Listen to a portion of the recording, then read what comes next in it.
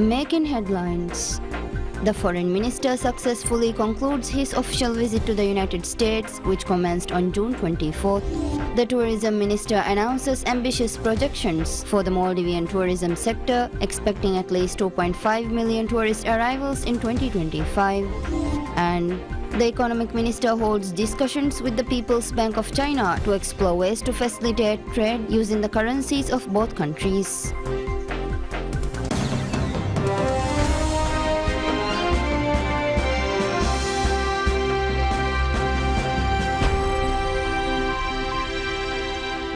Bismillahirrahmanirrahim. Assalamu alaikum. Hello and welcome to PSMNEWS in English with me, Mariam Shaushat. Minister of Foreign Affairs Musa Zamir successfully concludes his official visit to the United States, which commenced on June 24th.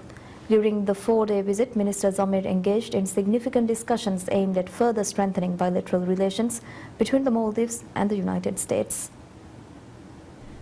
In Washington, Minister Zamir met with key officials including Secretary of State Anthony Blinken, members of the U.S. Congress and U.S. Aid Administrator Samantha Power. These meetings focused on enhancing cooperation between the two countries and addressing issues of mutual interest.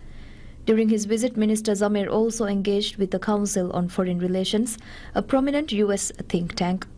Discussions revolved around the foreign policies of President Dr. Mohamed Muizzu's administration and the government's priorities.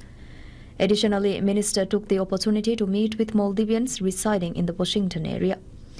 Minister Zamir then travelled to New York, where he met with UN Secretary General Antonio Guterres. The Secretary General acknowledged the Maldives' leadership role at the SIDS-4 conference and other multilateral forums, particularly concerning climate change and financing for development. He reiterated the UN's commitment to supporting sustainable development goals and ensuring global peace and security. In another notable meeting, Minister Zamir discussed enhancing resilience, productivity and capacity with Lee Junhua, the Under-Secretary General of the UN Department of Economic and Social Affairs.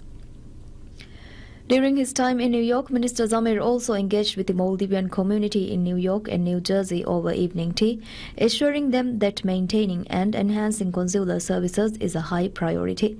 He hosted a working lunch for tour operators and travel advisors based in New York, emphasizing the importance of promoting Maldives tourism in the U.S. market. Furthermore, Minister Zamir met with the ambassador of Palestine to the UN, Riyad Mansour, reiterating the Maldives' solidarity with Palestine and their right to self-determination. He called for an immediate end to the ongoing genocide in Gaza and expressed support for Palestine's admission as a full UN member. Minister Zamir's delegation included permanent representative of the Maldives to the UN, Ambassador Dr. Ali Nasir Mohammed, Secretary for Bilateral Affairs Dr. Hala Hamid, Senior Under-Secretary Hassan Hussein Shihab, and Second Secretary at the Permanent Mission of the Maldives to the UN, Naufar Rushdi. Throughout his visit, Minister Zamir demonstrated a strong commitment to advancing the Maldives' international relations and addressing the concerns of Maldivians living in the United States. Minister of Tourism Ibrahim Faisal announces ambitious projections for the Maldivian tourism sector, expecting at least 2.5 million tourist arrivals in 2025. He made the statement during a ceremony at Welana International Airport, VIA, where the minister welcomed the 1 millionth tourist of the current year. The government aims to attract 2 million tourists in 2024. With the Maldives already hosting 1 million tourists this year, efforts are intensifying to boost tourist numbers further. Minister Faisal highlighted that the marketing plan for next year is currently in preparation and the final figures will be determined upon its completion. However, he is confident in setting a target of at least 2.5 million tourist arrivals for next year. He expressed the target is to bring at least 2.5 million tourists by 2025, acknowledging arrivals from China are increasing significantly. He further noted efforts are underway to explore Indian market and the developing Bangladesh market. To support this goal, Minister Faisal plans to collaborate closely with the Maldives Marketing and Public Relations Corporation MMPRC to increase tourist inflows from India. He noted that the number of Indian tourists is expected to rise by the end of this year. Furthermore, Minister Faisal announced that the new terminal at Welana International Airport is scheduled to open in November this year, with all works expected to be completed within the first quarter of the next year. This development is anticipated to enhance the capacity and efficiency of the airport, supporting the projected increase in tourist arrivals. The Maldives continues to position itself as a premier tourist destination, leveraging its strategic marketing initiatives and infrastructure development to achieve these ambitious targets. Ministry of Transport and Civil Aviation initiates discussions with Roads and Transport Authority (RTA) of Dubai to address the persistent problem of traffic congestion in Maldives' capital, Malé City. In a social media post, Minister of Transport and Civil Aviation Mohammed Amin announced that the meeting with Dubai's RTA focused on significant discussions about reducing vehicular congestions in Malé. Minister Amin revealed that RTA will provide technological assistance to implement this initiative in the Maldives under an agreed framework between the two parties. He added the technology and experience of Dubai RTA will be instrumental in the efforts to alleviate traffic congestion in the city. According to Transport Ministry, 69,780 new vehicles have been registered in the past 5 years, with more than 42,000 vehicles registered in Malé alone. The problem of traffic congestion and inadequate parking space has been a long-standing concern for many residents. Despite various attempts by previous governments, a viable solution has yet to be found. Previously, Minister Amin revealed efforts to bring in experts from advanced countries like the United Arab Emirates and Singapore to comprehensively address the issue within the bilateral relations. The collaboration with Dubai's RTA marks a significant step towards finding a sustainable solution to Malé's traffic woes. Minister of Economic Development and Trade Mohammed Said holds discussions with the People's Bank of China to explore ways to facilitate trade using the currencies of both countries. These discussions were held during Minister Said's official visit to China, reflecting the Maldives' strategic focus on enhancing bilateral trade relations. Economic Minister Said highlighted that President Dr. Mohamed Muizzu and the Maldivian government are prioritizing currency settlement arrangements with major trading partners. The aim is to simplify and boost trade by using local currencies. As part of this effort, Minister Said engaged in discussions with the People's Bank of China to explore the feasibility of conducting business transactions using the Maldivian rupiah and the Chinese yuan. On June 25th, Minister Said met with Chinese Commerce Minister Wang Wentao to establish a currency settlement system between China and the Maldives. He expressed confidence that using local currency for transactions would enhance the value of the Maldivian rupiah. During President Dr. Muizzu's official visit to China last January, several key trade and development agreements were signed, including the Blue Economy Cooperation Agreement, the Digital Sector Development Agreement, the Belt and Road Cooperation Agreement. These agreements aim to foster economic growth and cooperation between the two countries. Additionally, Maldives signed a free trade agreement with China in 2017. However, its implementation was delayed by the previous administration. President Muizzu's government has committed to enforcing the free trade agreement with China this year. Maldives imports approximately $700 million worth of goods from China annually, underscoring the importance of effective currency settlement systems for facilitating and optimizing trade relations between the two countries.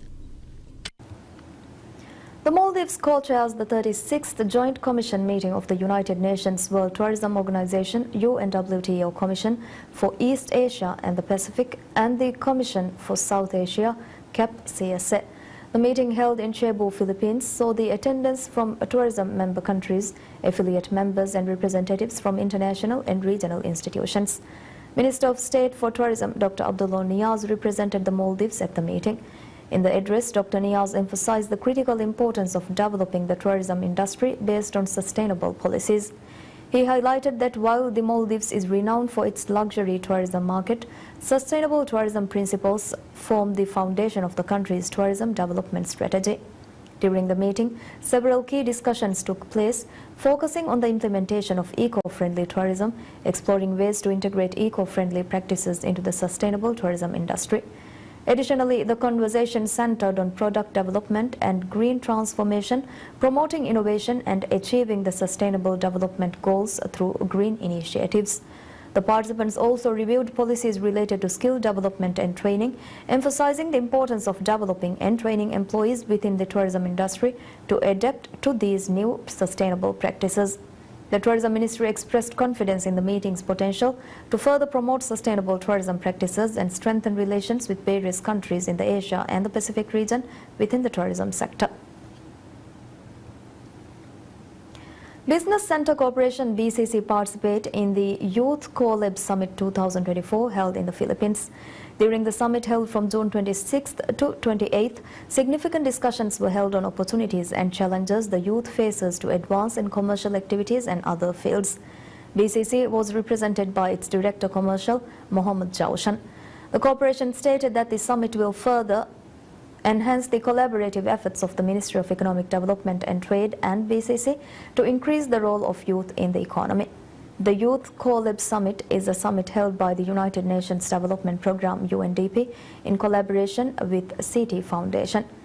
It aims to establish a common agenda for countries in the Asia-Pacific region to empower and invest in youth so that they can accelerate the implementation of the Sustainable Development Goals through leadership, social innovation and entrepreneurship. BCC disclosed that in addition to workshops and panel discussions held in the summit, it served as a platform to meet and form ties with young entrepreneurs and to share common views. The summit further held discussions with the government officials to discuss the challenges young entrepreneurs encounter and policies to implement to address the issues. Minister of Sports, Fitness and Recreation Abdullah Rafiu reveals the government's plans to enter agreements with Malaysia to train surgical doctors. The minister unveiled the plans during a seminar held to discuss sports injuries. The seminar was held in collaborative efforts of the Maldivian Orthopedic Association, Department of Orthopedics and Trauma Surgery, and Malaysia's Kembansan University. Speaking at the seminar, Minister Rafiu stated the risk of injuries were higher with the increase in sports activities in the nation. The minister emphasized the need for more medical professionals to meet the escalating demand. Furthermore, Minister Rafiu highlighted the ongoing efforts of the government to build a healthier and active society. As such, efforts are underway to sign agreements with Malaysia to train doctors to treat sports injuries. Under the agreement, local doctors will receive adequate training from Malaysian universities. During the seminar, which was held from June 26th to 27th, discussions were held with several experts regarding the injuries athletes suffer from. As such, discussions focusing on the difficulties in obtaining treatment for joint pain in the shoulder and knees were held as well.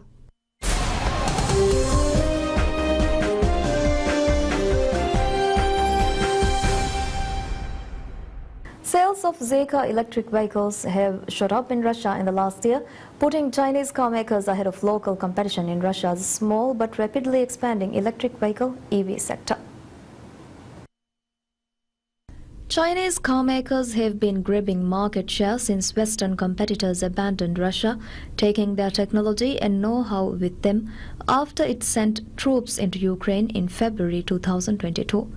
Governments in Europe and the United States are growing increasingly wary of Chinese dominance in the EV sector, but Russia, rather than imposing tariffs, is embracing Chinese brands to prop up its car industry.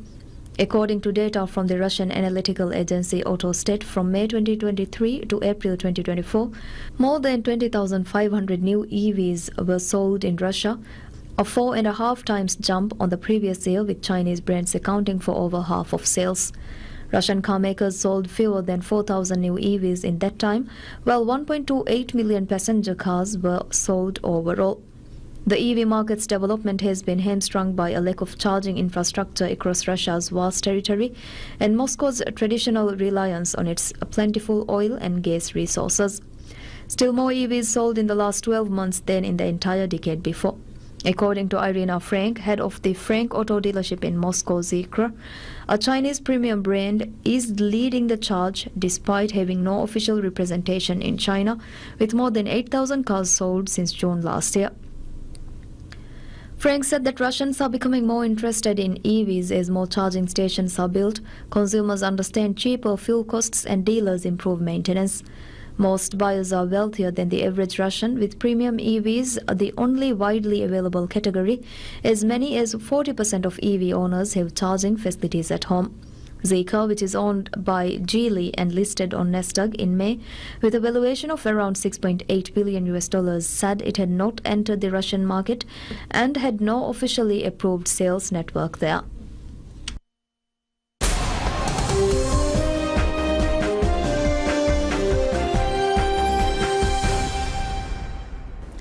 Yemen's Houthi militant group claims responsibility for attacking a Liberia-flagged vessel in the Red Sea that a maritime agency says had survived 5 missiles, while also saying they targeted 3 other vessels, including 2 in the Mediterranean. The Iran-aligned Houthis say their attacks on shipping lanes are in solidarity with the Palestinians in the war between Israel and Hamas. The Houthi military spokesperson Yahya Sari said in a televised statement that the armed forces carried out several specific military operations, including a joint military operation alongside the Islamic resistance in Iraq, targeted the Whaler oil ship in the Mediterranean Sea with a number of drones while it was on its way to the port of Haifa. The ship was targeted owing to its violation of Bain decision of access to the ports of occupied Palestine. He added that the group launched ballistic missiles at the Delano, an oil tanker, and that it took a direct hit. However, the United Kingdom Maritime Trade Operations Monitor said earlier in the day that the ship, which was targeted 150 nautical miles northwest of the Yemeni port of Hodeidah, reported no damage and was heading northward. Sari also said that the Houthis attacked the Ionist ship in the Red Sea, as well as the Whaler oil tanker and another vessel in the Mediterranean. He said that vessel, which is owned by Maersk, the world's second largest container carrier, was targeted because it belonged to one of the most supportive companies for the Zionist entity and the most that violates Bain's decision of access to the ports of occupied Palestine. International shipping has been disrupted since November by attacks in the region launched by the Houthis. Many vessels have opted to avoid the Red Sea route to Suez Canal, taking the longer journey around the southern tip of Africa instead. The morning after a U.S. presidential debate that dismayed Democrats over the feeble performance of President Joe Biden, beachgoers in the coastal Los Angeles neighborhood of Playa del Rey discussed whether Biden should be replaced as the Democratic candidate for the November 5th election, and if so, who would replace him. Kareem Abdullah, visiting from the swing state of Arizona, where he works with people with mental health and substance use issues, said he had never come closer to voting Republican than he has now. I know just from what I watched, he was struggling. It was hard to just see this old guy up there barely being able to talk. And I felt like, honestly, it sucks because we have 2 candidates that, you know, a lot of people don't want to vote for either one of them. And if you don't vote for Biden, you're stuck with Trump. And if you vote for Trump, you're going to see people riding around treating the American flag like it's a racist symbol. It doesn't feel good to have those as the 2 options. Now, when it comes to Biden, you can't switch the candidate at this point. If you do that, all it's going to mean is Trump's going to win. There's no faith in the Democratic Party to move forward. You just threw somebody in there because Biden was struggling. And so he's the best candidate that has a chance to fight against Trump. Retired carpenter Michael Lind voted for Trump in 2020 and plans to do so again in November. He said Biden appeared over the hill but saw no other viable candidates. I don't see any other candidates out there that's going to even have a chance in winning this election. It's either going to be one or the other. That's probably the only choice we've had for years. Chris Mosley voted for Biden in 2020 but plans to vote for Trump in 2024. The retired truck driver mentioned California Governor Gavin Newsom as a possible replacement, but said the Democrats would be better placed to stick with Biden. But I think you have to stay with them now, and you either going to win or lose with them. And I think he should have the opportunity to finish his journey at least. From what I saw last night, he might be lacking. I don't know if he was sick. They said he had a cold or something like that. But I think you have to stay with them. Tech worker Peter Brook could think of a lot of other potential candidates he said would be preferable to Biden. Bernie would be great. Newsom would be great. Kamala would be great. Probably a lot of options in front of us would be better than what we have here. Biden gave no sign he would consider dropping out of the race, saying he intended to win against Trump in November.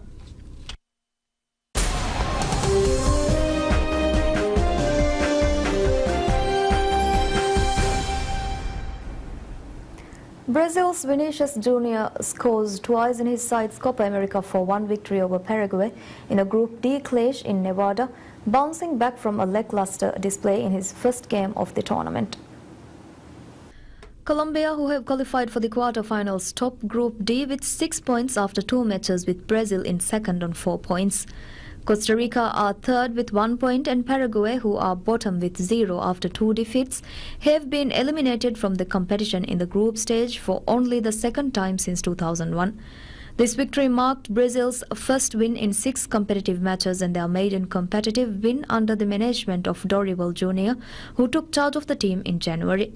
From the whistle, Vinicius's pace and trickery posed a constant threat to Paraguay down the left flank, a far cry from his performance in Brazil's nil draw with Costa Rica in their opening group stage match, in which he was largely ineffectual.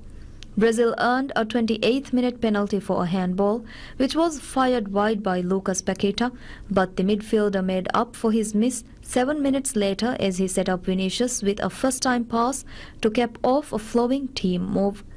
Paraguay got a goal back after the break as Alderete netted a superb long range, but any hopes of a comeback were swiftly dashed when Brazil were awarded a penalty in the 68th minute after a handball by Matheus Villasante.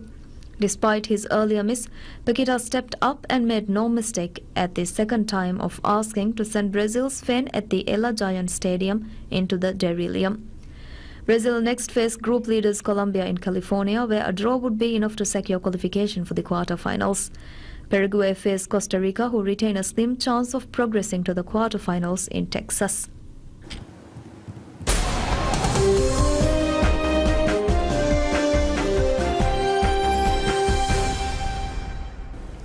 NASA says that it would continue to evaluate Starliner's propulsion system performance along with Boeing, opens new tab before the shuttle returns from the International Space Station ISS. Last week, NASA further postponed the Boeing Starliner's return to Earth from the ISS, carrying its first crew of astronauts to allow more time for review of technical issues that had been encountered. Problems with Boeing's Starliner capsule, still docked at the International Space Station ISS, have upended the original plans for its return of its 2 astronauts to Earth, as last-minute fixes and tests draw out a mission crucial to the future of Boeing's BAN opens new tab space division. NASA has rescheduled the plane return 3 times and now has no date set for it. Since its June 5th liftoff, the capsule has had 5 helium leaks, 5 maneuvering thrusters go dead, and a propellant valve fail to close completely, prompting the crew in space and mission managers in Houston to spend more time than expected pursuing fixes mid-mission. Internally at NASA, Starliner's latest targeted return date is July 6th. Such a return date would mean that the mission, originally planned for 8 days, instead would last a month. Starliner's expandable propulsion system is part of the craft's service module. The current problems center on this system, which is needed to back the capsule away from the ISS and position it to dive through Earth's atmosphere. According to NASA's commercial crew manager, Steve Stitch, many of Starliner's thrusters have overheated when fired, and the leaks of helium used to pressurize the thrusters appear to be connected to how frequently they are used. Stitch said recent test firings of the thrusters, while Starliner's remains docked, gave mission teams confidence in a safe return, though tests and reviews are ongoing. The mission management team, made up of NASA and Boeing personnel, is scrutinizing data on the propulsion issues, running simulations in Houston and considering how to fix them, such as by updating software or changing how the hardware is used. NASA wants Starliner to become a second U.S. spacecraft capable of ferrying astronauts with the ISS alongside SpaceX's Crew Dragon, its primary ride since 2020. And that's all we have for you right now. Thank you for watching. Stay tuned for more news updates. Have a good day. Goodbye.